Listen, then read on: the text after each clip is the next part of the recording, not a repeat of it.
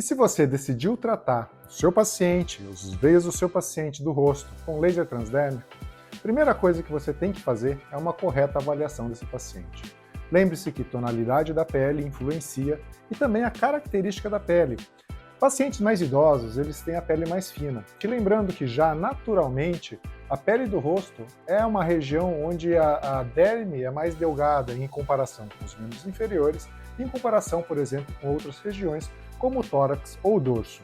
Por isso, uma vez que a derme já é mais fina, essas telangiectasias e mesmo essas veias reticulares estão posicionadas mais superficialmente, por assim dizer, na realidade, com uma distância menor da interface da epiderme com a localização desses vasos. Isso é um cuidado que você tem que ter. Se outras técnicas podem ser utilizadas, o laser transdérmico é de fato a mais segura nesse sentido, porque as veias da face já se conhece que elas não impedem, né, as válvulas que estão presentes nas veias da face, elas não impedem uma eventual migração de uma injeção de líquido ou uma injeção de outra substância para veias intracranianas. E por isso, uma vez que o laser transdérmico atua de forma focal, ele se torna a técnica mais segura. Uma vez o paciente avaliado e você olhando as características desse vaso em relação ao seu tamanho, profundidade, cor e localização, deve-se escolher a parametrização correta. E aí você tem que olhar para o seu aparelho. Cada aparelho pode fornecer diferentes formas ou diferentes modos de parametrização. E aí a gente está falando basicamente de comprimento de onda, tamanho de spot, que é o tamanho do foco, a duração do pulso, a duração da exposição que você vai fazer com esse laser transdérmico e, finalmente, a quantidade de energia que, na maioria dos aparelhos, é dada por densidade energética, a chamada fluência. A união desses 4 parâmetros vão fazer com que a atuação do seu laser transdérmico ocorra da melhor forma possível na pele e também no vaso do seu paciente. Rapidamente, deve-se lembrar que, se você utiliza comprimentos de onda entre 500 e 600, que é a primeira janela ótica do tratamento de vasos, você só vai atingir vasos dérmicos, são as telangiectasias. Se você quer atingir vasos um pouco maiores ou mais profundos, como as veias reticulares, mandatoriamente você vai ter que usar um laser infravermelho. E no caso, o Neodym-AG 1064 é aquele que é mais utilizado.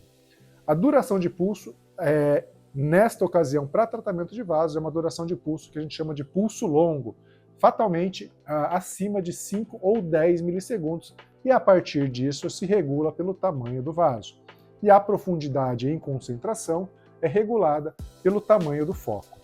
A densidade energética vai depender muito das outras opções de escolha. É tudo isso que a gente coloca em profundidade para ser analisado na parametrização do laser. A execução também demanda de alguns cuidados. Por exemplo, é necessário e mandatório uma proteção ocular, sendo uma barreira física, de preferência, óculos para o paciente que sejam de metal e que consigam cobrir todo o globo ocular. Em algumas situações, há a necessidade da utilização da proteção intraocular, que preferencialmente também tem que ser de metal. Se a proteção é de metal, lembre-se que um disparo acidental sobre essa proteção de metal protege muito bem o olho do paciente, porém acontece uma maior reflexão. Por isso, aquele que aplica o laser transdérmico também deve estar com uma proteção ocular e aí um óculos transparente. Preferencialmente, um óculos transparente de cor clara, para evitar que haja muita interferência na visão da pessoa que aplica. O resfriamento da pele, assim como o tratamento de laser transdérmico para vasos em outras regiões, ele não diria mandatório, mas é extremamente recomendável, ainda mais numa área tão sensível como é a área da face.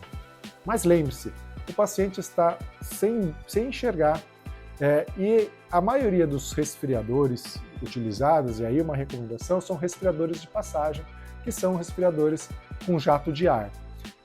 Nesta ocasião, deve-se avisar o paciente que esse jato de ar está chegando na sua face para que ele não se assuste. E também lembrar de direcionar esses jatos de ar não em direção aos orifícios, às narinas ou os ouvidos, e sim fugindo dessa área. O disparo também deve ter algum cuidado. Preferencialmente, não se deve disparar com o seu laser em direção ao olho. E sempre que é em região próxima ao olho, deve-se disparar se afastando do globo ocular. Uma das formas de saber que realmente o disparo está sendo executado fora do globo ocular é fazendo a palpação da parte do globo ocular, a parte óssea do globo ocular, e tentar disparar sempre dessa parte óssea para a parte externa, para a parte de fora. Tá? Os disparos não devem ser muito sobrepostos. Lembra que isso provoca uma somatória de calor. Então os disparos devem ser realizados de forma espaçadas e com extremo cuidado. Uma observação visual que deve ser realizada para este espaçamento ao realizar o disparo, o próximo disparo acontecer, onde não houve reação ao laser deste vaso que está sendo tratado. E não necessariamente no tamanho do spot size ou do foco, no diâmetro do foco que está sendo utilizado. Se espera no tratamento desses vasos, com o laser transdérmico, que haja um pequeno edema local e o paciente fique com uma ligeira sensação de queimação, como se estivesse se exposto ao sol. No segmento, não vai provocar grandes alterações no visual geral do paciente, por isso o retorno às atividades, mesmo atividades sociais, é praticamente imediato. Preferencialmente, os cuidados que deve-se ter pós a realização desse tratamento é evitar a exposição abusiva ao sol e sempre utilizar um hidratante específico para a face e também um protetor solar de alto fator de proteção solar, preferencialmente acima de 50, e que seja um protetor solar de qualidade. São simples esses cuidados. Lembrando que o uso do laser transdérmico de infravermelho em pulso longo não promove solução de continuidade. E, além disso, existe um efeito que foi comprovado histologicamente em toda a irradiação do laser 1064 de pulso longo, que é o estímulo de colágeno. Ou seja, de forma indireta, está sendo realizado até o estímulo de colágeno da região onde você aplicou com o objetivo de tratamento vascular.